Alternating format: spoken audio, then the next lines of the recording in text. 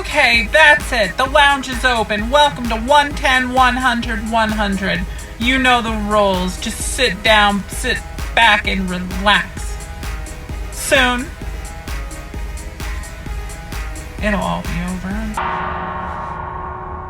The lounge. A place where people go to forget, to enjoy, to partake. These people have secrets, and they wouldn't like them to be shared. Here, tonight, we discover a secret that no one once bared.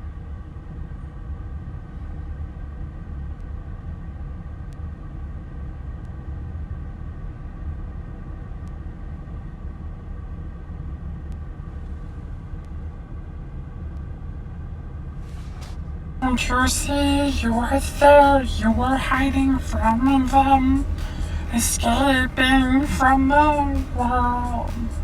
I want to tell you a story. This story is something from long ago. Her name was Kitty Dragon. Kitty Dragon was split in two. When she was out and about, she was a normal person until someone got their hands on her and they separated her. They stripped her soul from her body. This person then became a beast and wandered the land. Aside from that, there was a ghost, and this ghost had nothing to know, and so it wandered and it wandered and it collected what it could. I don't know why you're there, why you think you need to escape, but the lounge is something to be scared. And as the ghost went around asking, "Can you help me now?" the body of Kitty Dragon would continue on its rampage, anger throughout its whole life. There was things that nothing could stop it. We're in trouble.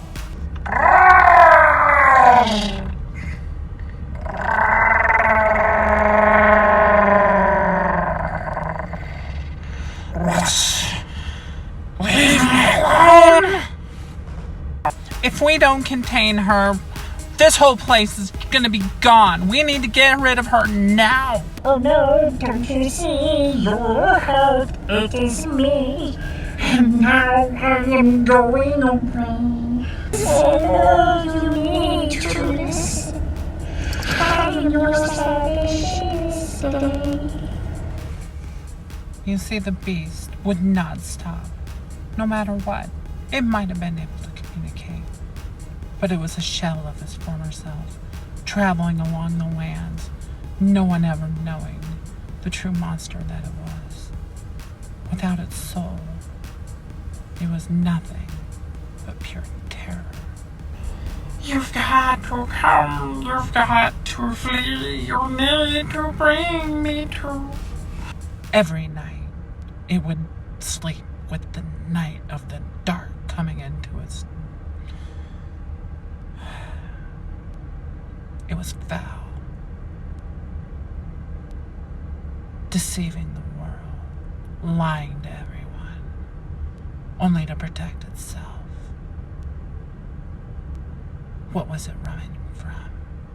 It was only running from its own fear. Fear that manifested in the ones around it. I know you and you know me.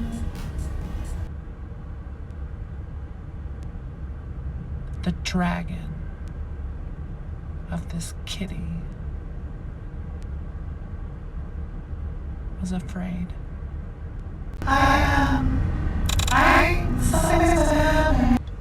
The dragon, it ran forever. And it's something that not many have been able to do. You see, the dragon was collecting its own experience, aside from its soul that wandered by itself. And every now and then, the soul would show up and ask, "Can you help me now?" And no one would ever be there to listen. So let us get on him through. Hunted every day. A new attack from another direction. The dragon had no rest, no relaxation. Every moment was a battle. No matter how they ran, they just kept going and going and going. They never did it. They never stopped. They kept going. They tried to form relationships and nothing ever happened because they couldn't make a connection. There was no soul. The soul was off and wandering, but the dragon was alive and breathing, and it would storm throughout this life, doing everything it can. It was, believe it or not, one of the nicest dragons you could ever think of. It was the perfect beast. Everybody fell in love with it, but it wasn't a real, true person. No. Forced to live a lie throughout their entire life. This dragon no longer destroyed themselves from within. They started to look forward. And that's when they were killed.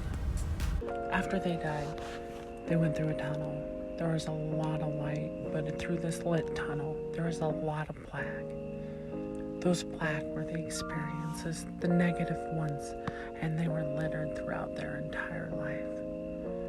And they were there in a chamber, and the dragon just sat there and looked, side to side. And it took a closer look, and then a voice of a ghost. It said, "You have an option. You can go back, or you can stay here." And the thing about it is that here was nothing but pure love. It wasn't that you were around it. You became a part of it. And then they heard someone crying for them to return. And they made that choice. And they said to the spirit, "I want to go back. I want people to feel the way I feel when I'm here, centered with love."